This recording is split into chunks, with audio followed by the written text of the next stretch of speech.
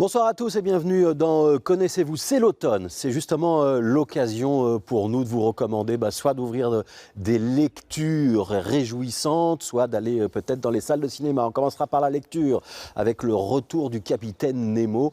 On en parlera avec Benoît Peeters. Benoît Peeters qui, avec Françoise Cuytens, a imaginé un nouvel ouvrage qui va se raccrocher à la série des cités obscures. On en parle avec lui dans un instant. Ensuite, on sera avec un jeune réalisateur, un réalisateur de documentaire. Il s'appelle Mathieu Volpe et il nous propose un documentaire sur une jeunesse italienne. Et puis on terminera avec Pierre Kroll. Ça, vous connaissez, c'est du dessin de presse. Et ce sera l'occasion de revenir avec lui sur tout ce qu'on a pu connaître dans le courant de cette année 2023 et d'en sourire, parce que c'est important d'en sourire.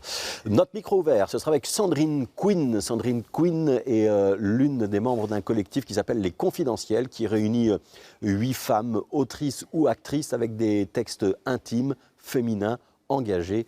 Un de ces textes sera lu dans le micro ouvert en fin d'émission. C'est Connaissez-vous et on est parti.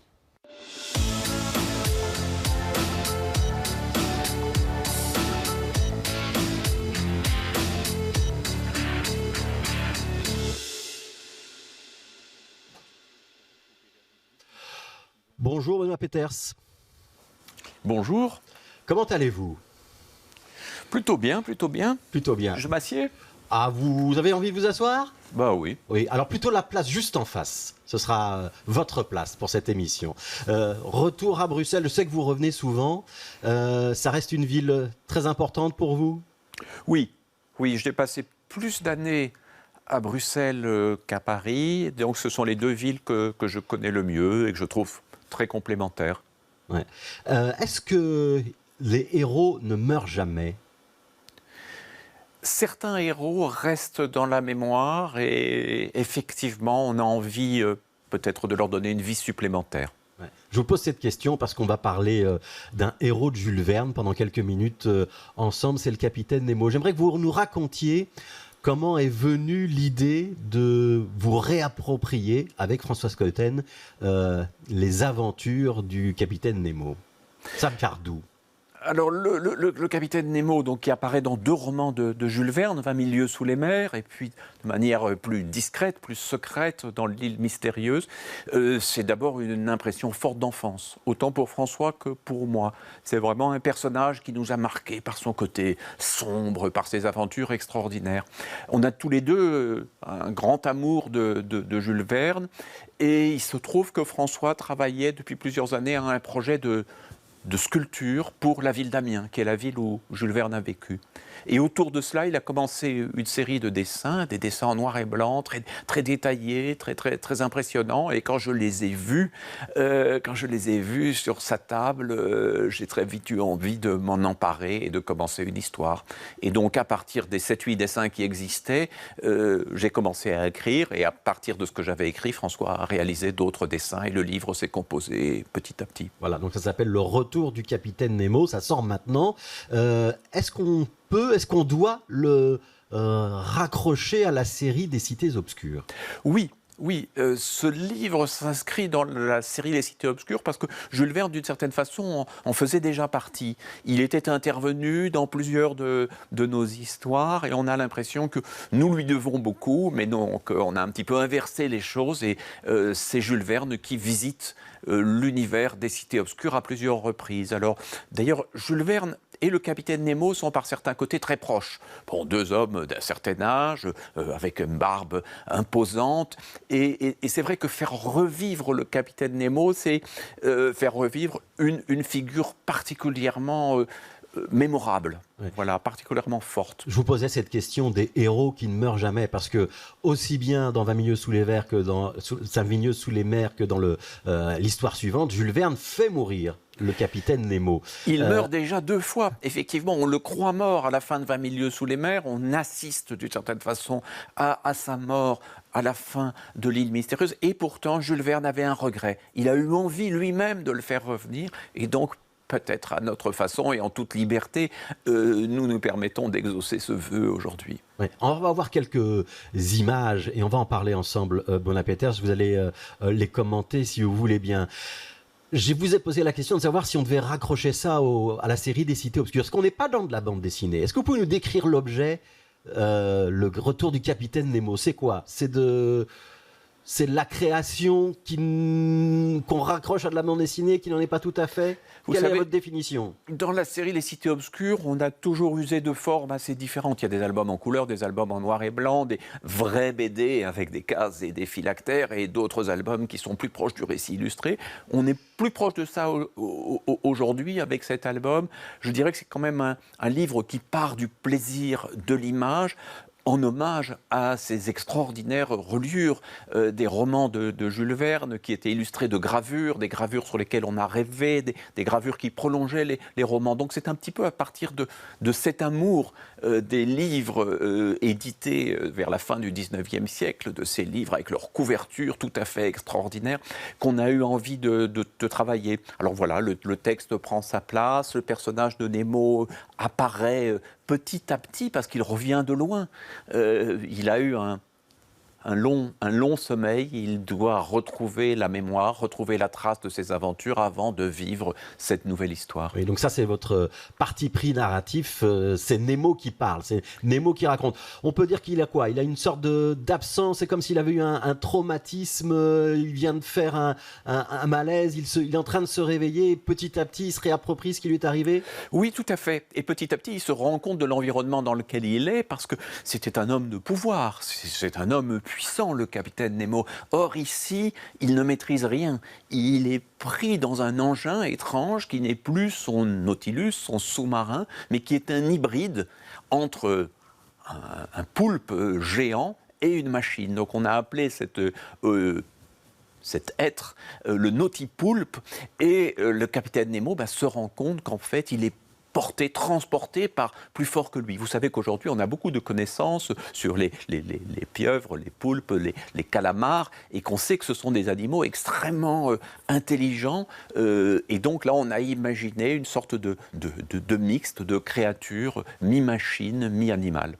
Est-ce qu'on peut imaginer que cette créature animale a comme mission ou comme objectif de ramener Nemo chez lui? Ou est-ce que c'est mon interprétation de lecteur? C'est pas mal, je suis assez d'accord. En tout cas, Nemo, lui, en sait beaucoup moins. Il est entraîné dans un voyage très long, une véritable odyssée qui fait passer non seulement par des villes, souvent on associe le travail des cités obscures à des villes, mais ici c'est beaucoup de paysages naturels aussi, des océans, des gouffres, des montagnes, des jungles, des déserts. Il traverse ces différents lieux sans savoir exactement vers où il va, et petit à petit, il commence à comprendre où cette étrange aventure va le conduire. Voilà, c'est aussi un petit peu une fable sur la création et la créature. Oui. Vous avez eu du plaisir à écrire cette histoire? Énormément. J'ai relu d'abord pas mal de Jules Verne, et à commencer par 20 000 lieues sous les mers et L'île mystérieuse. Ce sont des livres qui ont laissé une trace dans la mémoire, presque même des gens qui ne les ont pas lus ou qui en ont lu des versions abrégées dans leur enfance. Parce qu'il y a quelque chose de très fort dans l'imaginaire de Jules Verne qui touche au mythe. Et c'est ça qui peut encore nous parler, et peut-être qu'en sortant de ce livre, on aura envie de retourner vers les romans de Jules Verne, qui sont peut-être plus connus que lus par certains côtés. Donc c'est un petit peu la suite de l'histoire que vous inventez. On retrouve d'ailleurs, pas que le capitaine Nemo, on retrouve d'autres personnages des romans de Jules Verne qui sont abordés. Je voudrais qu'on parle un instant du dessin de Françoise Skeuten. Beaucoup de gravures, de traits noirs, blancs, ce sont des grands formats au départ? Oui, ce sont des dessins de grand format, extrêmement fouillés, extrêmement poussés, avec des hachures d'une finesse incroyable. Et on sent le plaisir. C'est-à-dire que ici, François n'est pas parti d'un scénario. Il s'est laissé dessiner librement dans un premier temps. Toutes les parties de l'image, tous les détails sont investis. Et c'est moi qui ai essayé de donner un lien entre ces images et puis de suggérer d'autres éléments du livre. Mais je dirais que tout est parti du plaisir du dessin. Est-ce que ça veut dire que la difficulté, cette fois-ci, elle est de votre côté, monsieur le scénariste? par certains côtés, oui. C'était à moi de fabriquer un ensemble, mais toujours dans un dialogue et une amitié avec François, parce que je crois que la clé des Cités Obscures, c'est quand même que nous sommes des amis d'enfance. Les Cités Obscures, on les a commencées il y a 40 ans, et on se connaît tellement bien qu'on peut jouer l'un avec l'autre, et le texte peut jouer avec l'image, et puis la composition du livre, qui est aussi un élément qui nous importe beaucoup à tous les deux. On voulait un très bel objet, un objet raffiné, le travailler dans toutes ses dimensions et de tous les côtés. François est allé, comme il le fait souvent, chez l'imprimeur. Il a même fait arrêter les machines à un moment pour rectifier les choses, pour obtenir toute la finesse du trait qu'il pouvait souhaiter. Oui, l'objet est juste à votre gauche, si vous avez envie de le prendre en main pour en parler. C'est un grand format. Hein. C'est un assez grand format. C'est vrai que c'est un livre papier qui se lit. Ah oui, mais ça a été choisi. Puis on a des pages de garde, par exemple, qui sont vraiment à l'ancienne, magnifiques. Il y a le plaisir de l'image, c'est-à-dire bien sûr cette histoire se lit, mais il faut aussi accepter de se perdre dans les images, de les regarder longuement, comme moi-même je l'ai fait. Je pense que c'est fait pour des gens qui sont aussi des amoureux de l'image. En tout cas, on a été vraiment très heureux d'avoir cette aventure, parce que ça faisait assez longtemps qu'on n'avait pas fait d'album de la série Les Cités Obscures. François avait dit à un moment qu'il arrêtait la bande dessinée, et en fait, il n'arrête pas de dessiner, il n'arrête pas de faire des livres. Oui, il y a 14 ans, il avait dit c'est fini la bande dessinée, et on avait compris que Les Cités Obscures, il n'y en aurait plus. Est-ce qu'il y aura d'autres épisodes ou pas? Alors on ne sait pas, c'est une aventure ouverte. Il y aura certainement encore d'autres collaborations entre François et moi, mais ça peut prendre parfois la forme d'un travail audiovisuel, d'une exposition, d'une présentation scénique. Je crois qu'on fera encore d'autres livres ensemble, du moment qu'on peut remettre à chaque fois les compteurs à zéro, qu'on ne s'inscrit pas dans une série classique avec la même technique, le même héros, le même univers, le même récit. Non, pour nous, le plaisir, c'est que chaque livre soit vraiment d'abord une surprise pour nous, avant de l'être pour les lectrices et les lecteurs. Alors j'aimerais qu'on voit une photo, c'est la photo ou l'image de synthèse d'une sculpture ou d'un projet de sculpture. Finalement, c'est le Nautipoulpe, c'est le point de départ. Qu'est-ce qu'il y a derrière cette sculpture, Benoît Peeters? Alors, le Nautipoulpe, c'est l'objet qui a été conçu par François et un sculpteur français qui s'appelle Pierre Matter. C'est le résultat d'un long processus, d'une longue découverte, et il est actuellement en cours de réalisation. Il s'installera dans le cœur d'Amiens en mars 2025. Ce sera les 120 ans de la mort de Jules Verne, mais il fera d'abord un détour par Bruxelles.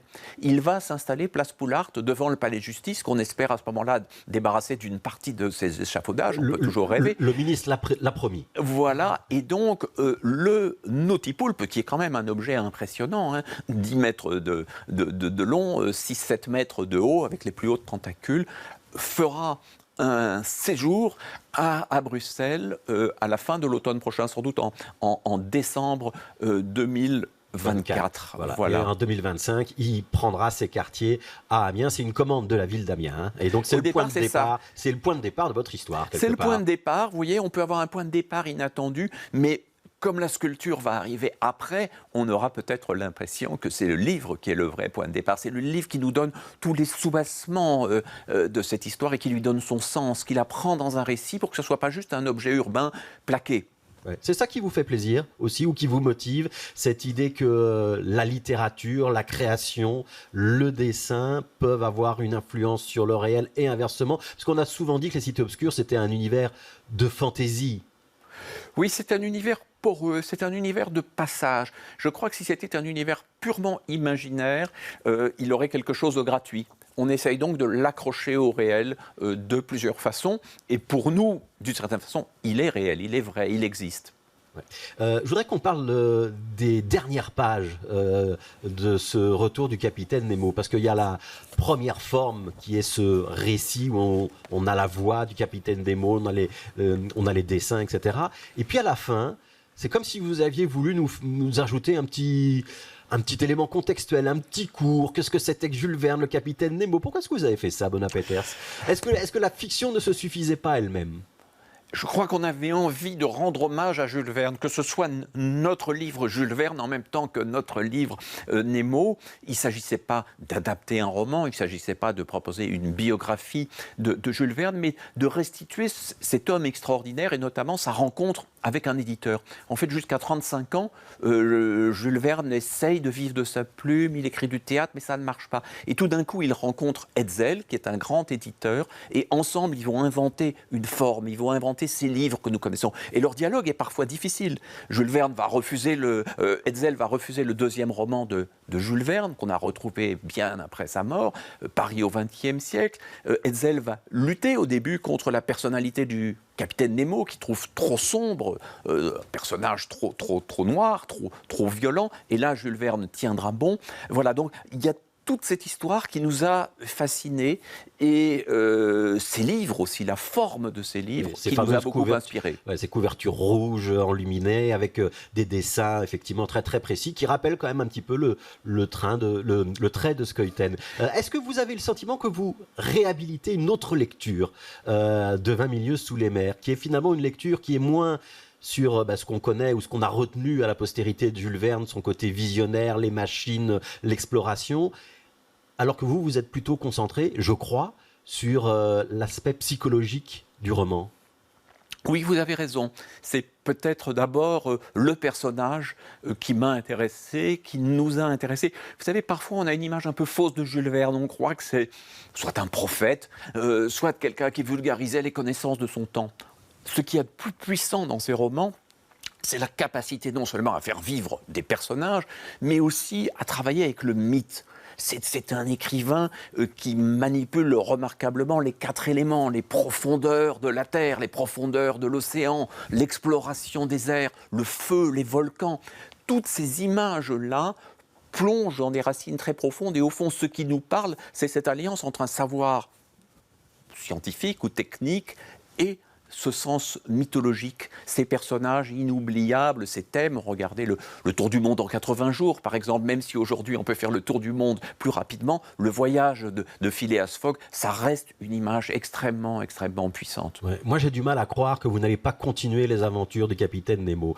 Jules Verne l'a peut-être fait mourir 2 fois, mais vous faites renaître. Et d'ailleurs, la fin de cette aventure, il se met à écrire. Donc, on attend une suite. Il y aura une suite ou pas? Qui sait? Mais je crois quand même que c'est notre livre autour de Jules Verne et que si on refait un livre ensemble, ce que je crois, ce que j'espère, il prendra une forme très, très, très, très différente. François a besoin, peut-être aussi après toutes ces années de bande dessinée et tous ces livres communs, a besoin de se donner un nouveau défi, un nouvel enjeu. Et moi-même aussi, j'ai besoin que chaque livre soit très, très différent. Ouais. La prochaine parution signée de Benoît Peeters, ce sera quoi? Le prochain livre à paraître? On verra. Je me donne un peu de temps. Je ne veux pas accumuler les... Vous savez, j'ai déjà publié pas mal de choses dans des registres différents, les bandes dessinées, mais aussi des biographies, des essais. J'écris sur la bande dessinée. Il faut que chaque livre soit nécessaire et vienne en son temps. C'est peut-être une forme de sagesse. Benoît Peeters, vous n'avez plus besoin d'écrire. C'est plus viscéral. Ah si, j'ai besoin d'écrire, mais j'ai besoin de laisser mûrir et de laisser venir un projet, pas de les accumuler. Est-ce que vous avez le temps d'aller au cinéma de temps en temps? Beaucoup, oui. Est-ce que vous aimez les documentaires? Naturellement, oui. Ouais. Alors, je vous propose de découvrir un jeune réalisateur. Il s'appelle Mathieu Volpe.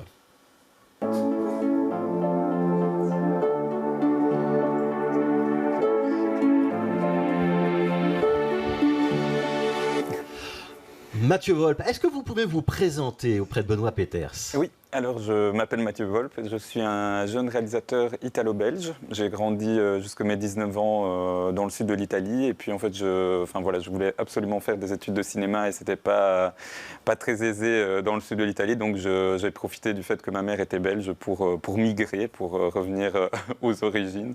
J'allais dire, vous aviez une maitrise du français extraordinaire, oui, mais si votre mère est belge, je triche un peu. Ça aide, oui, je me dis quand même, l'accent italien a disparu. Oui, non, il a jamais été fort présent malheureusement, mais c'est vrai que, par exemple, quand je parle en italien, même si j'ai habité là-bas pendant 19 ans, après, j'ai cet accent francophone qui fait que les gens me parlent en anglais si je rentre dire bonjour à mon père qui habite toujours là-bas.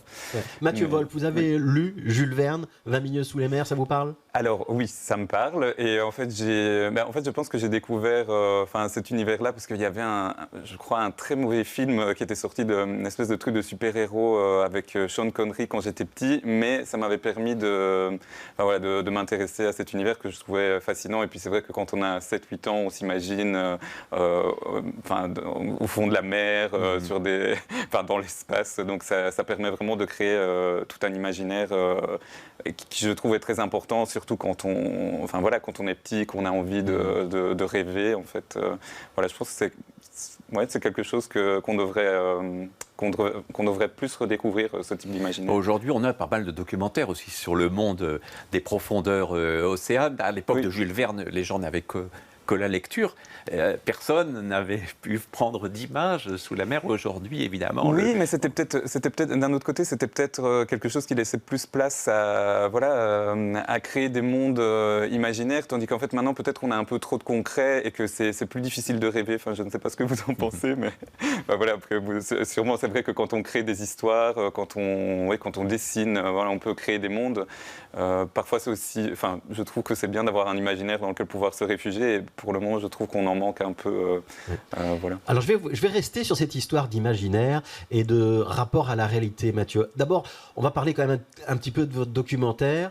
Il y a un héros, c'est un jeune garçon, ou c'est peut-être un couple de héros, le sujet. Un jeune garçon et une jeune fille. Vous nous racontez leur histoire ? Alors moi, je dirais que le film, qui s'appelle Une jeunesse italienne, c'est une histoire d'amour entre deux territoires qui cristallise les problématiques nord-sud. Donc en fait, c'est l'histoire de Sokuro, qui est un immigré burkinabé qui habite en Italie, qui décide de se marier avec une fille de son village natal, près de Ouagadougou. Et donc en fait, à la base, c'est un ami, donc il m'avait demandé d'aller filmer son mariage. Il voulait juste que je trouve un cadreur pour aller filmer pendant 3 semaines, parce que c'était vraiment une longue cérémonie avec une préparation, puis cette grande fête où la mariée est ramenée à moto comme si elle avait été kidnappée. Donc il y a toute une histoire de folklore aussi. Mais c'est vrai que après ces 3 semaines sur place, on s'est dit avec le cadreur qu'en fait dans ce mariage, il y avait vraiment moyen d'utiliser ce mariage comme une porte d'entrée pour parler en fait de la réalité difficile de Sokuro en Italie, de cette relation à distance avec sa femme, aussi avec des personnes de son village qui pensent que en fait l'Eldorado, que l'Europe c'est l'Eldorado. Et donc en fait on s'est embarqué dans cette aventure qui au final a duré 4 ans parce que il y a eu le Covid au milieu, donc à un moment donné on ne pouvait plus voyager pour suivre un peu cette évolution d'histoire d'amour et puis on a... Et ça donne un documentaire. Voilà, je vais vous couper, on va voir le teaser et on en reparle juste après. Super.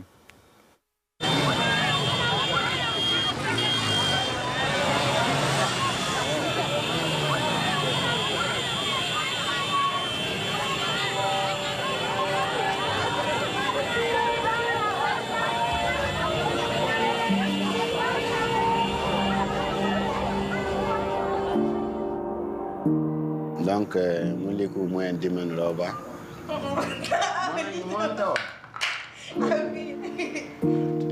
Doa da ko wannan jiba mun aka mu.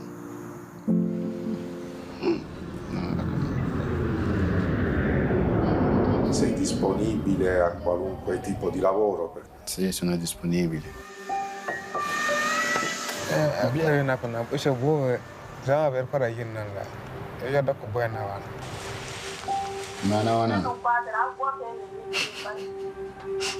Endo mai bin wannan, even na mai do. Ya bai mun noma fo.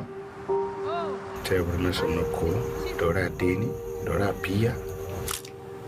Des fois dora ka kuma kilare mun yi bina. Le do mini. La kim ki fi za no. Ho kama man na tan le ma. Ai ho da ne ba. Du ye tan fi za na din kai.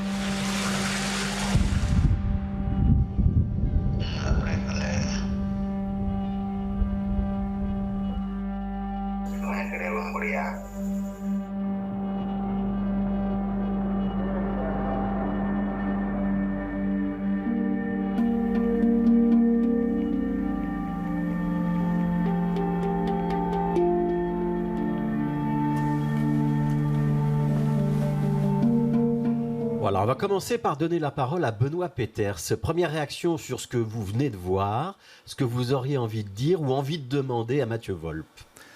D'abord, ça donne très envie de voir l'ensemble du documentaire. Je ne sais pas s'il sort en salle ou à la télévision. En fait, il est sorti en salle, donc c'était cet été. En fait, on a eu 3 semaines de sortie, donc ce qui était pas mal pour un documentaire. Donc c'était à l'aventure au Grignou, donc à Namur et à Liège. Oui. Mais il va être reprojeté, voilà. C'est dans le cadre du mois du doc, hein, c'est le mois de novembre, il y a plein de documentaires et il sera diffusé le 27 novembre sur le site de l'ULB. Ça me frappe ces premières images, on parlait de cadrage, par le côté extrêmement maîtrisé et construit de l'image. C'est un documentaire, mais on le voit réalisé avec le soin d'une fiction, à des cadrages élaborés. Et ça me touche beaucoup. Parce qu'il y a parfois le côté un petit peu reportage, pris sur le vif, avec l'image et le son, vaille que vaille. Alors que là, on sent vraiment une élaboration, une construction, une beauté.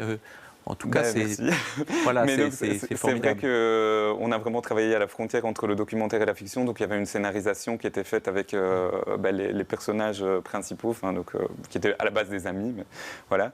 Et c'est vrai que, par exemple, on a fait beaucoup de séances scolaires avec des adolescents entre 15 et 18 ans. Et en fait, ils disaient un peu la même chose. C'était que on n'a vraiment pas l'impression que c'est un documentaire. On a l'impression que c'est un vrai film. Alors, est-ce que... Bon, mais le documentaire, bien sûr, je ne dis pas du tout ça contre le documentaire, non, bien sûr. Mais parfois on confond un petit peu le documentaire et le reportage. Oui, le reportage est plus brut, alors qu'ici on sent vraiment le temps passé, l'élaboration, la construction des personnages. Oui, voilà, c'est ça. Pour moi, c'est vraiment ça la différence. En fait, c'est qu'on a plus le temps de préparer les choses. Après, ça ne veut pas dire qu'un reportage est moins bien qu'un documentaire. En fait, je pense que c'est des formats différents. Mais voilà, en tout cas, là, il y avait vraiment cette recherche de donner une structure, de mettre un peu en forme le réel, aussi pour pas trop déranger les gens, parce que on tournait pas 24 heures sur 24, donc c'était vraiment une façon aussi de discuter, de voir ce qu'on pouvait mettre en scène du réel ou pas, ce que les gens avaient envie de mettre dans le film.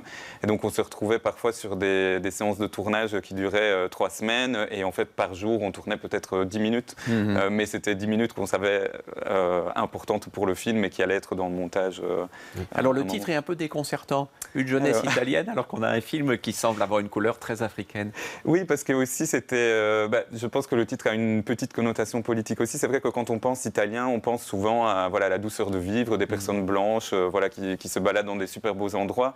Et en fait, la génération du personnage principal est tout aussi italienne que, des Italiens qu'on dit de pure souche. Je ne sais pas. Et donc en fait, c'était une volonté aussi de revendiquer ça, c'est qu'en fait, c'est des gens qui sont présents sur le territoire, qui participent à l'économie parce qu'ils font des boulots que finalement les Italiens ne veulent plus faire. On le voit faire quoi, Sokuro, dans le film? En fait, c'est un ouvrier qui travaille dans des espèces d'énormes chaînes, dans des industries, qui a un boulot très physique, parce que parfois ça va de 12 à 16 heures de travail. Bon, il y a aussi des horaires un peu pas payés, des arrangements un peu spéciaux avec... Vous dites arrangement, on pourrait dire exploitation. Voilà, oui, c'est ça. En fait, c'est vraiment ça. Et en fait, Sokuro, je l'ai rencontré en 2015, dans un bidonville qui était à 50 km de la ville où j'ai grandi, et qui était un endroit où se réunissaient tous les saisonniers pour la tomate. Et donc, en fait, il y avait entre 3000 et 4000 personnes, donc du Mali, Burkina, Sénégal, Côte d'Ivoire, en fait, qui se réunissaient dans cette ville fantôme, au milieu des champs, pour aller travailler dans les cultivations de tomates pour 3,50 € à la caisse de tomates remplie, pour là aussi des horaires interminables. Et donc, en fait, c'est vrai que c'est toujours ce type de travail précaire qui est de l'exploitation, pure et dure. Voilà, c'est ça.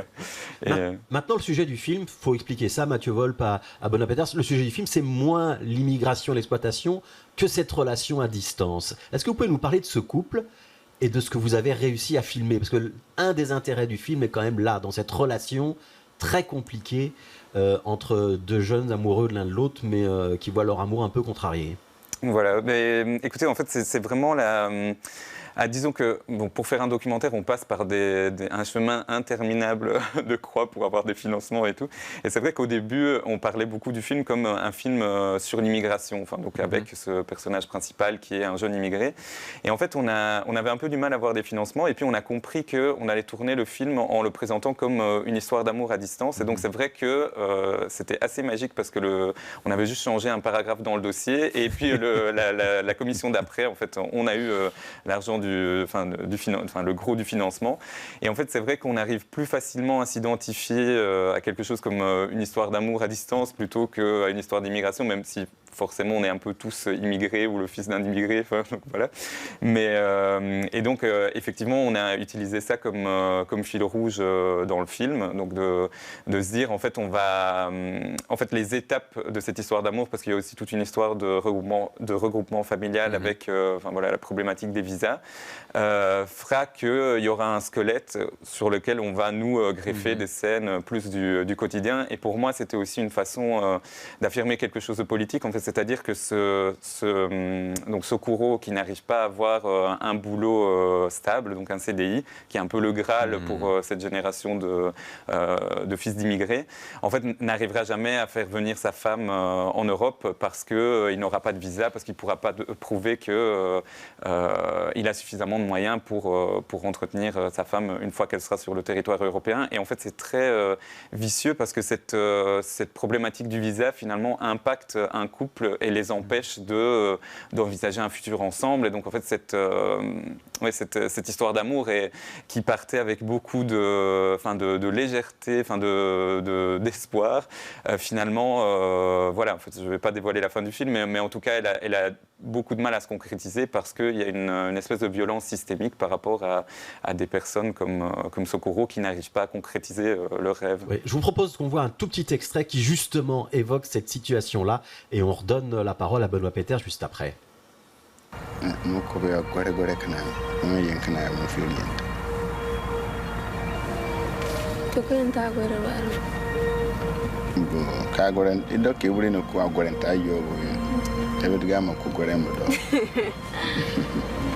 Da Italy garin tayo. Agora ba fa ba ka agora ta me ke be budum no bio fo din din no nyam agora ba ya arsan.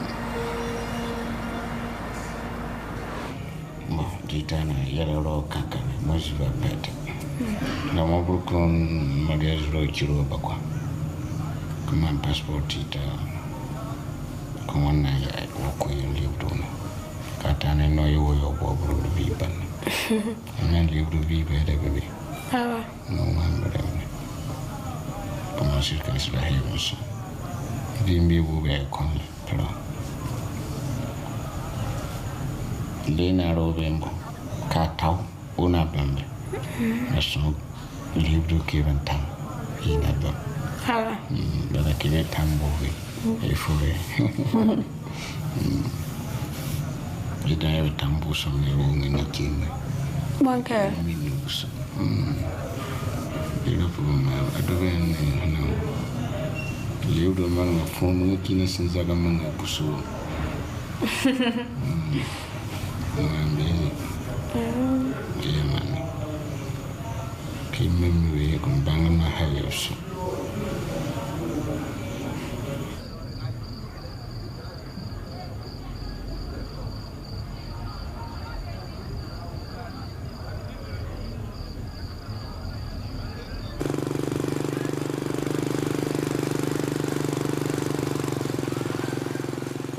Benoît Peter, on voit déjà bien la contradiction entre un jeune homme qui dit déjà j'ai plutôt envie de revenir en Afrique, c'est là qu'est ma place, et une jeune fille qui a toujours le fantasme de l'Italie, qui se dit qu'au contraire, sa place à elle, c'est plutôt de rejoindre le jeune homme en Italie. Votre réaction? Alors, je suis impressionné déjà par ce long plan. On imagine que le dialogue n'est pas écrit, on sait à peu près de quoi ils vont parler, mais que c'est improvisé avec beaucoup de justesse. Et là où vous réussissez à nous toucher d'emblée, c'est en incarnant cette situation. C'est-à-dire que ce n'est pas un exposé sur le mythe de l'Europe en Afrique, etc. C'est vraiment à l'intérieur de ce couple, dans cette relation, deux personnes qui se parlent et qui nous parlent en même temps et qui nous font entrevoir cette réalité. On n'est pas là dans un topo, une explication, une pédagogie, on la ressent vraiment et c'est très touchant et je trouve vraiment le plan, là, ce long plan avec ces deux personnes qui sont si justes dans leur corps et dans leur voix et dans leurs gestes, c'est impressionnant. Vraiment, bravo. Merci beaucoup. Bravo. Il y a quelque chose qui nous parle sans être didactique, quoi. C'est toujours un petit peu le risque sur les grands sujets de société, c'est qu'on veut expliquer et en fait, comment est-ce qu'on convainc ? On convainc en montrant là que vivre une histoire d'amour dans ces conditions, avec les lois absurdes que l'Europe impose, hélas, pays après pays, avec le durcissement constant, là on l'a en France comme on l'a en Italie, hélas, que c'est simplement l'humain qui se rétrécit, qui devient impossible. Oui, en tout cas, je pense que c'est important de un peu déconstruire des mots qu'on entend beaucoup dans l'actualité, par exemple migrants, immigrés. En fait, on a l'impression que c'est regroupement familial. Regroupement familial. En fait, on a l'impression que c'est des choses qui sont complètement hors de la réalité. En fait, qui nous, en tant que blancs, nous touchent pas. Alors qu'en fait, nous, ce qu'on a appris sur ces 4 ans de tournage, en fait, c'est vraiment ce que ces personnes vivent, dans leur couple, comment ils rigolent, comment ils pleurent, comment ils essayent finalement de trouver un équilibre et de rêver ensemble. Ce qui est puis cette idée que finalement, avec un peu d'argent, on vit mieux en Afrique, quoi. C'est le retournement complet du discours. Oui. Voilà, parce qu'effectivement, la question n'est pas la quantité de moyens, mais la manière de vivre dans un contexte et de ne pas être... Quand il dit, bon, je ne sais plus si l'Italie est belle, c'est parce que ce qu'il voit de l'Italie, la réalité du travail, c'est évidemment pas celle du touriste qui passe et qui dit, oh mon Dieu, comme le sud de l'Italie est magnifique, les plages, les monuments, les villes anciennes. Voilà, on n'est pas dans ça et c'est vrai qu'il y a aussi quelque chose qu'on a découvert sur ce tournage de longue durée, c'était l'entraide qu'il y a, par exemple, dans la famille de Sokuro. En fait, on n'est jamais seul quand on est en Afrique. Et puis en fait, au final, quand on arrive en Europe, on est un peu livré à soi-même parce qu'on n'a pas les codes, on reste qu'entre Burkinabés parce que la société en face, elle n'est pas très, très accueillante. Donc en fait, il y a toute cette problématique-là qu'on a essayé d'explorer, en étant vraiment à la hauteur. Le film est aussi montré là-bas.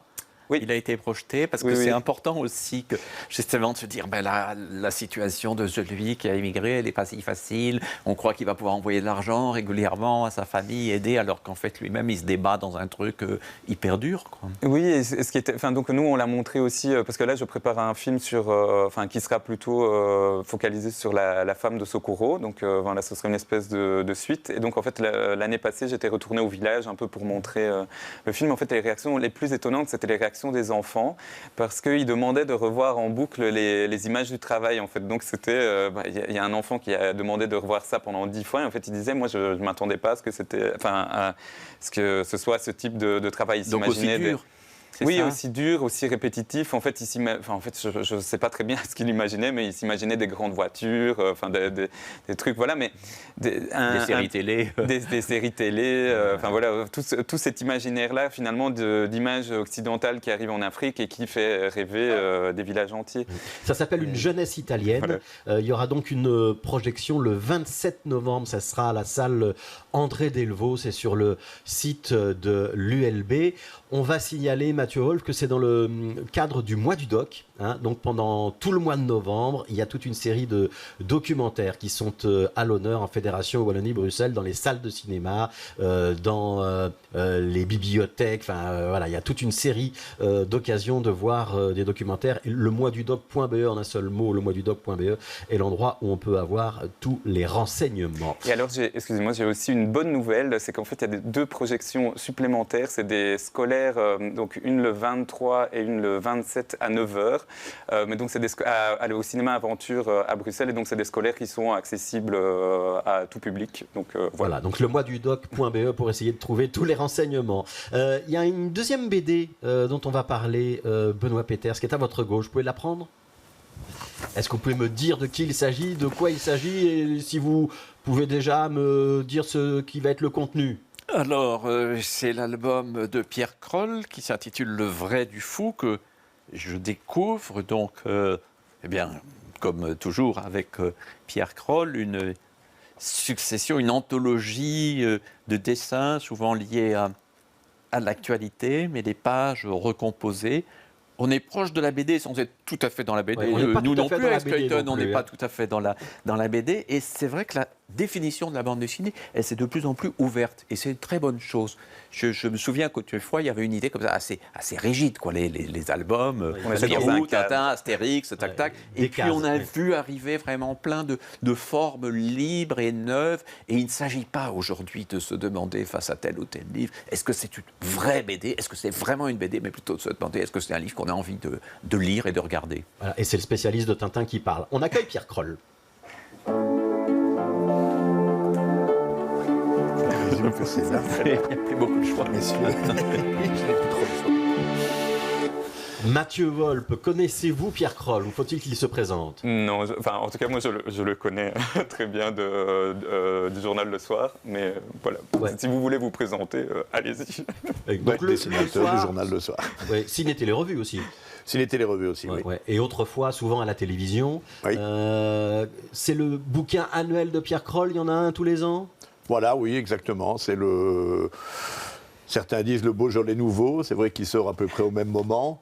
Et que chaque année, on se demande, moi en premier, s'il aura plutôt un goût de banane, de groseille, sera un peu plus sucré ou un peu moins. Ça dépend et là, de l'année. plutôt quel goût Eh bien, il est... je ne sais pas si ça se dit pour le vin, ça, mais il est... Je trouve que c'était une année particulièrement, enfin à travers mes dessins, contrastée, avec des événements tous d'importance. Il y a de moins en moins de petites politiques belges à la con, je vais dire. Et ça veut dire des choses aussi énormes que le couronnement de Charles III. Il y avait 70 ans qu'on n'avait plus couronné quelqu'un en Angleterre. Et puis une guerre comme la guerre en Ukraine, quoi. Il y a longtemps aussi qu'on n'a plus eu une guerre si proche et si dure. Ouais. Je vous coupe, Pierre Kroll. Vous dites qu'il y a de moins en moins... Non, vous dites qu'il y a de moins en moins de petites politiques belges, et vous avez employé un terme peu flatteur. Est-ce qu'il y en a de moins en moins, ou est-ce que c'est vous qui avez de moins en moins envie de la dessiner? Oh, oui, il y a peut-être une certaine envie qui s'étiole, qui disparaît par le fait qu'il y a beaucoup de choses qui sont répétitives en Belgique. Dire 100 fois que notre lasagne institutionnelle, comme on l'appelle, crée des dysfonctionnements divers, etc., il n'y a que le type de dysfonctionnement qui change. Les raisons, elles sont toujours les mêmes. Donc quand on est modestement analyste par le dessin et la caricature, faire tout le temps la même analyse est un peu fatigant. Voilà. C'était pour traduire autrement les petits mots courts que j'ai employés tout à l'heure. On est quand même en Belgique souvent dans un grand foutoir et on a l'autodérision. On fait un peu de la méthode Coué, je pense, lorsqu'on dit oui, mais nous, on sait rire de nous, on n'est pas comme les Français toujours en polémique permanente, etc. et tout. C'est aussi pour cacher que parfois on est franchement des glands dans tout ce qu'on fait. Voilà, je le pense, et donc ça fatigue effectivement un peu. Mais je continuerai longtemps quand même à chroniquer l'histoire, et donc celle de mon pays en premier lieu. Et dans le journal Le Soir, je ne choisis pas de quitter la politique belge, c'est l'actualité qui me l'a fait souvent quitter. Pour le moment, je crois que ce qui se passe dans d'autres pays, dois-je le préciser, est plus important que ce qui se passe chez nous, même si l'eau est polluée. Ce sont des dessins de presse. Vous donnez votre définition du dessin de presse, et puis je voudrais avoir celle de Benoît Peters, parce qu'on disait tout à l'heure, non, c'est pas de la bande dessinée. C'est quoi un dessin de presse? Il y a quelques inédits, on va signaler aussi. Il y a des dessins qui ne sont parus dans aucun journal dans ce recueil. Alors, je peux prendre plusieurs définitions, je peux en citer plusieurs. La plus simple, c'est que c'est un dessin qui paraît dans la presse, voilà, et qui a une fonction précise d'ajouter un commentaire ou d'attirer l'attention sur une actualité. Je dis souvent qu'un dessin de presse, les miens, je les vois un peu d'abord comme un accusé de réception. C'est-à-dire, j'ai appris la même chose que vous. Moi, je ne suis pas journaliste, je ne vais pas chercher des scoops, je n'ai pas des secrets et tout. J'ai entendu, j'ai appris, j'ai vu la même chose que vous, et voilà ce que j'en pense, ou pas toujours, c'est pas toujours une opinion, même rarement. Voilà comment je l'ai vu, voilà ce que ça m'évoque, voilà comment on peut en rire, voilà comment on peut relativiser, toutes sortes de choses comme ça. Mais c'est d'abord un accusé de réception, savez-vous la même chose que moi? Voilà. Et alors une définition aussi, ou un aspect de la définition sur lequel j'aime insister, parce que ce métier est peut-être en voie de disparition, c'est qu'il est pour moi dans un triangle. Quand on dit dessin de presse, il y a un dessinateur, il y a une rédaction, celle du journal, et il y a les lecteurs. Et c'est important parce que plusieurs journaux, comme le fort important New York Times se passe maintenant définitivement de dessins de presse, alors que depuis 100 ans il en publiait, parce qu'il est sorti de ce triangle-là en achetant, en prenant des dessins, comme dans un magasin, de différents dessinateurs. Et puis lorsqu'il publie un dessin, en l'occurrence, je ne vais pas rentrer dans le détail de ce qui s'est passé au New York Times, c'est un dessin d'un collègue portugais qui s'appelait Antonio, le dessin a été traité d'antisémite, etc. Je ne vais pas le décrire maintenant, je ne partage pas du tout cette opinion, mais voilà, le dessin a déplu, a amené à beaucoup de réactions. Eh bien, le journal dit, on n'aurait pas dû le publier, et se sépare de ce dessinateur. Si le journal ne veut pas publier un dessin, si le Soir ne veut pas publier un de mes dessins, il me le dit à moi et il ne le publie pas. Et s'il le publie, après, il en partage la responsabilité avec moi. Je fais le même métier quelque part que les journalistes, même si j'ai dit que dans l'intérieur du métier, il n'était pas le même du tout. Voilà, ça c'est important. Que dire comme autre définition? C'est aussi additionner l'un derrière l'autre de la chronique historique. Il y avait un professeur d'histoire, Francis Ballas, qui me disait qu'il disait toujours à ses étudiants, achetez les livres de Kroll. Il n'avait pas énormément d'étudiants, malheureusement pour moi, mais parce que c'est de la chronique historique au jour le jour. Et dernière petite définition que je pourrais donner, comme ça je renvoie, mais ce n'est pas dans un but commercial du tout, mais à une exposition qui a lieu à Spa pour le moment. C'est un peu loin de Bruxelles, mais c'est une belle région à visiter. Au Pouhon Pierre-le-Grand à Spa, il y a une exposition de mes dessins, pas vraiment choisi par moi, pour justement montrer que le dessin de presse, et l'exposition s'appelle d'ailleurs « Kroll lance des bouteilles à la mer ». Et ce n'est pas des messages d'au secours, sauvez-moi.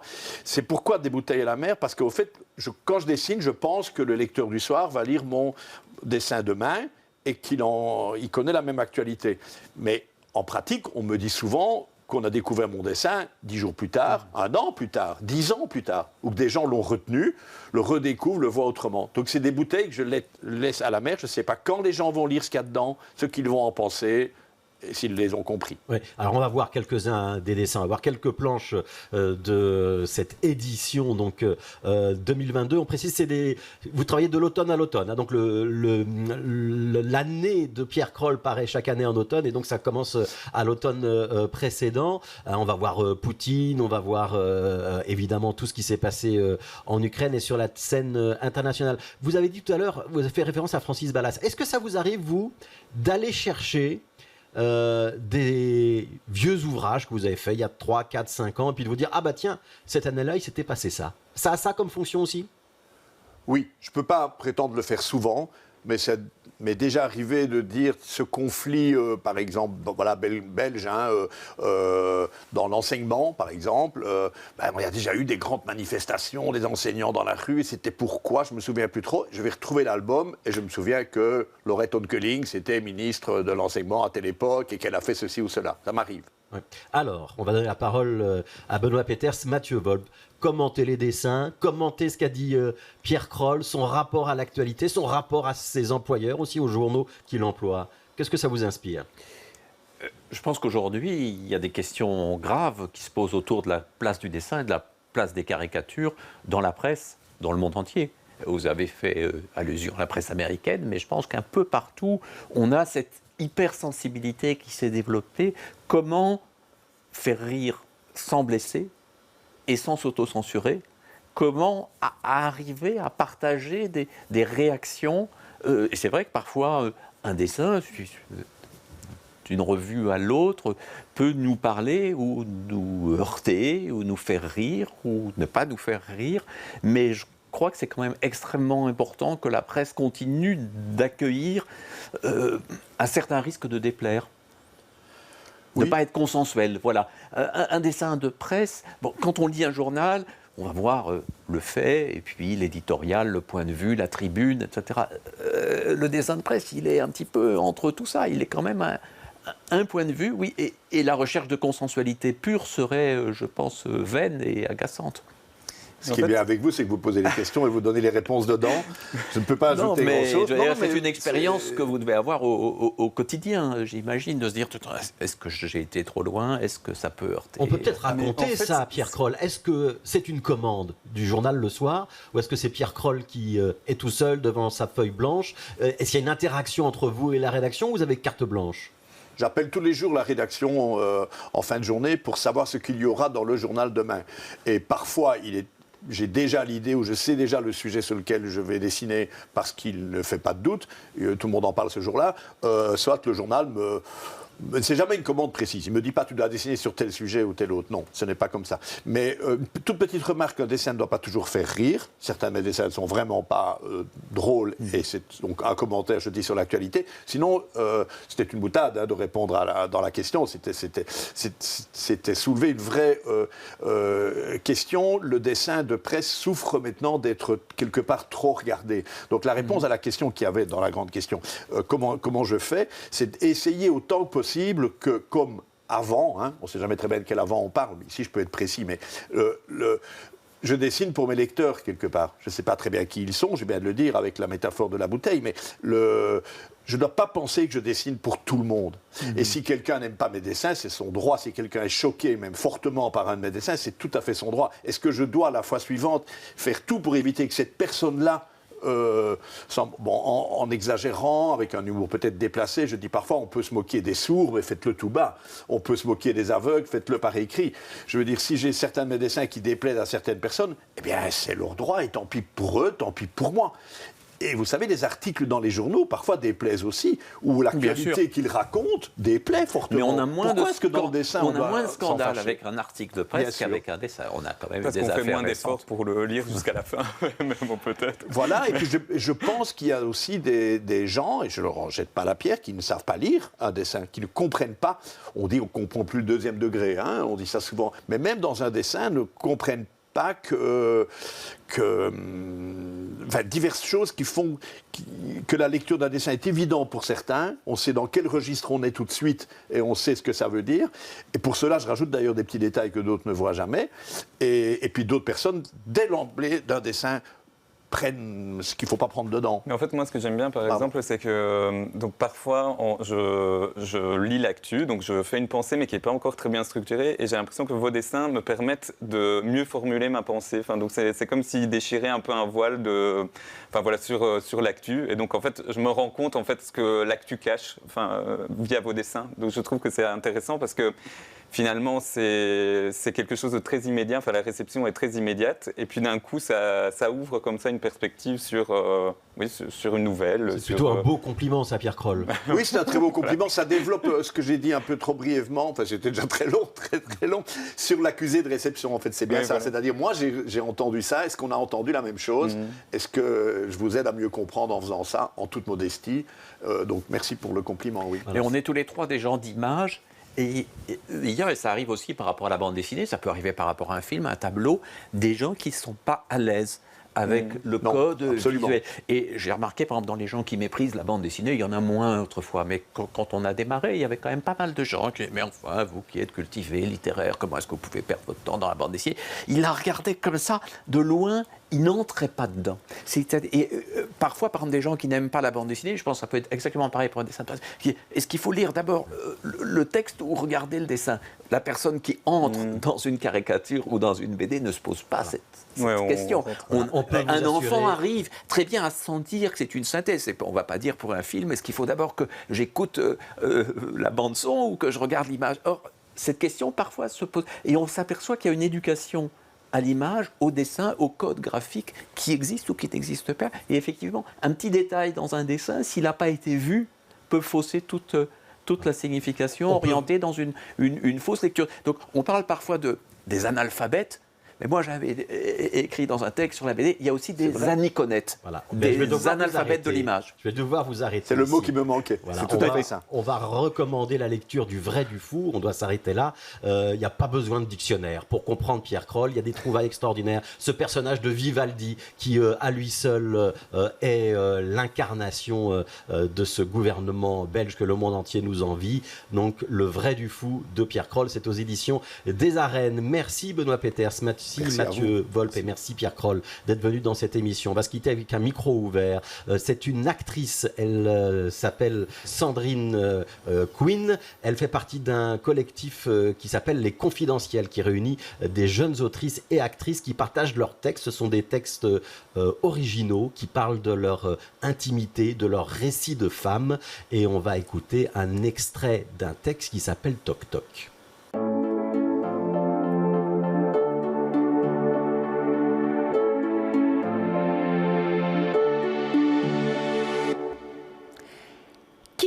ne s'est jamais demandé s'il avait bien tous ses knick-knacks dans le même sachet.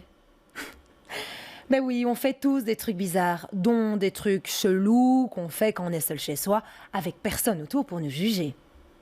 Après, il y a différents degrés de bizarrerie. Je ne parle pas ici de santé mentale où certains mangent leurs cheveux ou conservent leurs excréments dans des pots. Non, non, non, non. Je parle ici des petites choses qu'on a chacun en nous et que si les gens le savaient, eh ben, ils te diraient probablement que t'es complètement cinglé.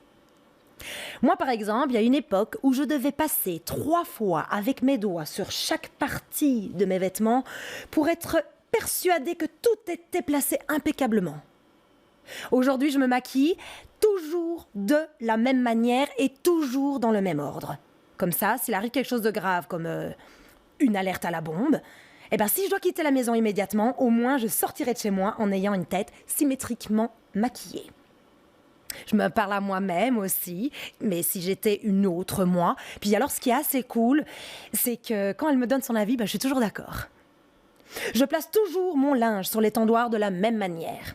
Les vêtements de mon homme, les vêtements de ma fille, et puis les miens. Puis chez chaque personne, c'est d'abord les culottes ensemble, et puis les pantalons ensemble, et puis les t-shirts ensemble. Enfin, bref, t'as compris. Non, ça ne me fait pas ranger mon linge plus vite, et non, je ne vais pas jusqu'à les trier par couleur. Quoique, une fois dans ma garde-robe, alors là, oui, je les trie par couleur, et alors, c'est rangé selon une logique mûrement réfléchie. Oui, Marie Kondo est une émission que je regarde avec délectation. Je ne me sens bien que si tout est propre et en ordre, et chaque chose à sa place, parce que oui, chaque chose à sa place, et ça a été réfléchi avant d'être posé spécifiquement à cet endroit-là. Genre, un de mes ex s'est déjà amusé à déplacer un objet parmi mes nombreux bibelots dans ma chambre pour voir jusqu'où s'étendait ma folie. Et en une seconde, j'ai remarqué que le petit drapeau qui était penché de cette manière avait bougé. Certains me diront, mais enfin, pourquoi tu fais ça? Pour me sentir bien, pour bien dormir la nuit, sinon c'est le bordel dans ma tête. Est-ce que c'est ça qu'on appelle être maniaque? Parce que moi, à la base, je n'y mettais pas de mots. Je veux dire, c'était simplement être minutieuse, être ordonnée. Maniaque, qui est atteint de la maladie mentale appelée manie. Maladie mentale? Non, mais attends. Être organisé et ordonné, ça peut pas être considéré comme une maladie mentale. Attends, mais laisse-moi rire. Non, mais tu penses pas que moi, quand je viens chez toi, je me pose pas des questions sur ta santé mentale? Genre, ton cadre pas droit sur ton mur, tu le vois tous les jours en passant devant et ça ne te dérange même pas. Et tes vêtements que tu lances en boule dans ton armoire, ou pire, jetés vulgairement et mis dans un coin de ta chambre en attendant d'être lavés. Non mais imagine vivre dans un appartement avec tes livres, patriés par genre et par couleur. Il y en a même qui arrivent à vivre avec des verres dans leur armoire, qui se touchent et qui font ding, ding, ding, ding, ding à chaque fois qu'ils marchent. Pire, une horloge qui fait tic, tac, un évier qui fait ploc, ploc, ploc, ploc, ploc. Et tu sais quoi? Ils s'en foutent. Pire, ils ne l'entendent même pas. Tant qu'à y être, dans tes caisses de déménagement, mets tes chaussettes dans la caisse prévue pour la vaisselle. Non, mais attends, le rêve. Et ça n'a rien changé depuis que j'ai un enfant. Quand je vois dans les films, là, les jeunes parents qui ont un appart avec des jouets partout, du linge partout, un vrai foutoir, je comprends pas. Je ne comprends pas comment est-ce que c'est possible d'en arriver là. Alors oui, traite-moi de folle, de zinzin, de toquée si tu veux. Mais j'aime toujours mieux ça que de garder mes cacas dans des boîtes, alors voilà. Toc Toc, texte donc de Sandrine Queen. Sandrine Queen et l'ensemble du collectif Les Confidentiels vous propose un rendez-vous. Ce sera le 23 novembre à la cellule 133 à Saint-Gilles. Ce sera le 8e chapitre des Confidentiels avec des textes originaux de ce collectif qui traiteront de la folie. C'était Connaissez-vous. Merci d'avoir été là et à la semaine prochaine.